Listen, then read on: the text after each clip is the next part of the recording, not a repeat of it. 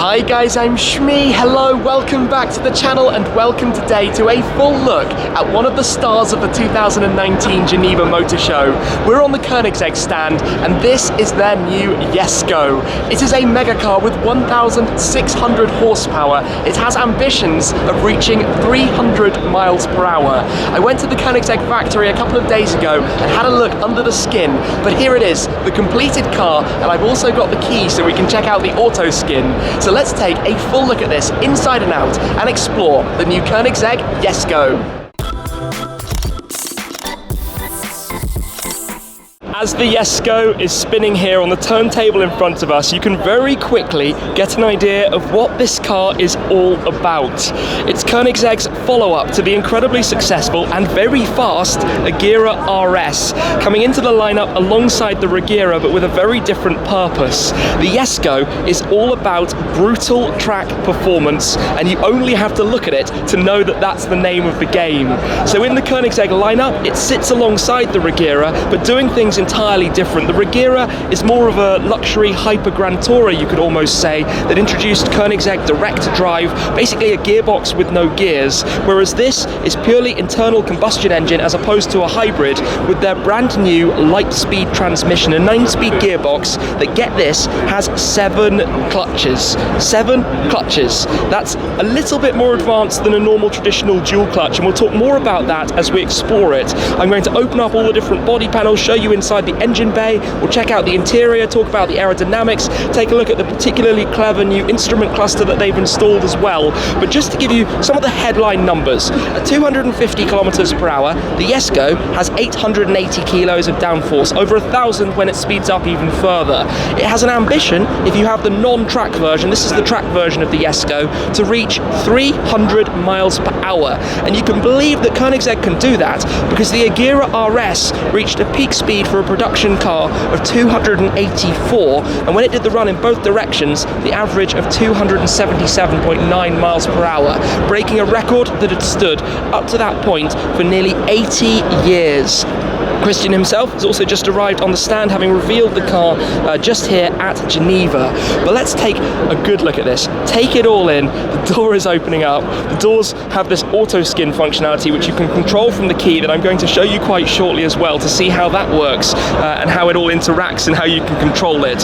But look at the aero, look at the size of this front splitter, look at that rear wing, taking inspiration from the Koenigsegg 1-to-1 that was launched 5 years ago now, the world's first megacar, as it offered both 1,360 horsepower as well as only 1,360 kilos of weight, the 1-to-1 ratio. This car doesn't have a final weight figure, but 1,600 horsepower, I think you can bet it's going to be less than 1,600 kilos, so this is monstrously fast. They have lots of new technologies that Koenigsegg are responsible for example, that gearbox, the carbon fiber wheels that they introduced and really created, and with the press of the button you can see how the doors close back down as well.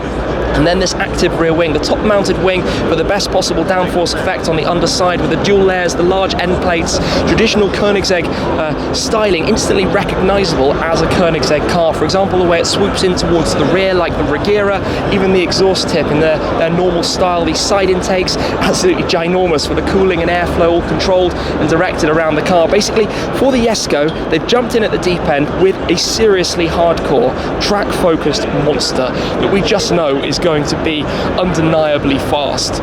You look at it spinning around here, what a stunning thing. The next bit of party trick though is with this, the Koenigsegg Key with their crest on one side. On the other side you have the buttons where you can open and control various aspects. So for example, a double press of the left door will literally lower the window and then it will pop open the door using motors. And it folds in the door mirror, which itself has a lot of technology. It has actually got a parking sensor here on the underside, as you can see, that basically will stop it hitting a curb, but it's a new mechanism that can be retrofitted to Koenigsegg's, which is slightly closer to the car, slightly higher, so it's less likely to hit a curb underneath. But my favourite is when you open up the rear clamshell. A double press of this button, let's just see this lifting up and get a good view of the entirety of the powertrain back here. And what a beautiful place this is. Look at it, the Koenigsegg triplex suspension convention that they introduced with a third damper that you can see running across the car. But back there is the 5-litre twin turbocharged V8, their own in-house block, a tiny engine in fact, that creates 1,600 horsepower when it's running on E85, 1,500 newton meters of torque. And this thing, well, we're talking about a car that's easily, well high into the 400 kilometers per hour. I don't know what the 0 to 100, 0 to 200, 0 to 300 times will be, but presumably we're going to be talking some of the smallest numbers that you've ever heard in respect to those different areas. The car can be had on the Michelin Sport Cup 2 R tyres, the even more focused tyres than have previously really been seen. But down there is the gearbox. It weighs just 90 kilos. It's half the length basically of a conventional dual clutch, weighs nothing, takes up next to no space, and leaves even more room to focus on the sheer beauty of this interior. Even with the Koenigsegg crest there in front of their new lights, they've made their own new tail lights and headlamps for this car, rather than using previous existing models or getting them from elsewhere from third-party companies. But you can see the carbon fibre, the exposed carbon fibre on the underside of the rear clam. It's actually made out of 2 body panels. It used to be one single part, which meant to do any work on the car, you kind of had to lift this entire panel, which clearly isn't the easiest thing, whereas now there's a central line that almost divides the car and separates it, so you have these easier to manage body panels and can obviously access the wing and various bits. When I met with Christian at the factory to take a look at this, it wasn't fully assembled, so this is the first time really for me to see the car all assembled into one piece and get a good proper look at it like this. And wow, look at that diffuser down at the back. Look at this, how you can see so much through the car for airflow. The badge itself is actually floating and attached from behind, which creates quite a cool appearance as well. And then down there, just the exposed carbon appearance of it, the pearlescent white paintwork. This is a spectacular thing. Look, Koenigsegg on the underside of the rear wing as well, an active rear wing, so when you stamp firmly on the brake, that will flip up to give the car even more stopping power from the rear end. I'm just going to take the key out again actually, just to close down the rear clam so we can see that going down using its motors, and open up the front so we can take a look inside here just quickly. Give that a press. Now traditionally Koenigsegg roofs are removable. This is a removable roof panel. You could potentially fit it into the front, but to have this maximum aerodynamic downforce package, you have additional airflow coming through here and out of that scoop in the front bonnet. If you had the car that wasn't the track version, you'd have more room available in the front where you could then place the roof panel itself. That window double bubbled roof can be stowed away inside the front so that you can drive the car with the open top. But that does work rather easily to do that from the key. The central wiper, as has always been a thing with Koenigsegg. If I just close this back down again quickly, press that button, and just actually, I'm going to close both doors as well, just to have the full look of the car as it is with everything closed, just for a second, and then let's pop it back open again just so we can see what's going on inside there, because I'm going to take a seat inside the car in a moment. Look at that. Very, very, very cool, isn't it, to watch that process in motion and see it happen. They created their own headlights. They build these in-house. Christian showed me actually the units and the LEDs and the way they make them, but they're authorized to create homologated headlamps. So literally a Koenigsegg in-house unit that is made and provided for the car. Now I have special permission to take a seat inside the car, but before we do, just to show you a few more things. Of course, it's built around the carbon fibre tub, like all Koenigseggs. It's slightly longer, wider and taller, 40 millimeters longer, 30 millimeters taller actually, which just gives a little bit more room inside the cabin, also slightly more dynamics by making the car a touch wider. But inside here, have a look at this, the steering wheel, the new smart wheel, which has haptic touchscreen controls that you can configure on either side, and the smart display up top, which as I rotate the steering wheel, look at that, the center of the display actually turns to go with it so that it's always positioned the correct way up. You have the gear lever in the center, which has your 2 different driving modes, your more normal, more traditional mode, and then the UPOD, ultimate power on demand option as well. But I'm going to climb over this incredibly wide carbon fiber side sill to take a step inside the Koenigsegg Jesko, doing this very delicately and carefully. Look at that up top. You have the G-force sensor as well. That's quite cool little thing to have up there. You have the displays, a development on again from what was seen, well basically what was seen on the Regera, incorporated into this. Your touchscreen mode that works however you control it. Even if you use, say, the corner of a mobile phone, it doesn't need to be the actual touch from your hand, as you would, I guess, see on a mobile phone or that kind of thing. But just looking around here, Jesko, one of 125 cars. The engine start-stop button down here at the bottom, the window controls and toggles. Hey look, you even have some cup holders as well as the harnesses, and the way they put the central harness buckle down into the middle of the seat and it's held down securely, even that's carbon fiber. Everything in this about weight saving. How cool is that? Click it back down and hold it in place. This is car number 251, by the way, hence the embroideries on the harness and also the signaging outside. And then you've got the glass roof panel too, looking up at the show lights. Apologies, it's quite bright up there with a view to the rear. Look at that wing, look at that wing. That is an incredible view. And then this ambient lighting for the central stripe, continuing what you saw around the outside. This is a very, very special place to sit. As you look around, you can see the fasteners for the roof mechanism. This just feels like a hypercar, and I mean, it's the step on beyond a hypercar. It's a mega car. Look at that display. You've got your lift system here if you need to raise the suspension. Lots of technology that's been seen before, suspension that's adaptive. Look at the speaker grills as well. Everything just Koenigsegg logos, even on the toggles for the air conditioning vents, which themselves are also carbon fiber. Alcantara for the dashboard. This is all breathtaking, and you can see straight into the mechanism as well for the door hinges.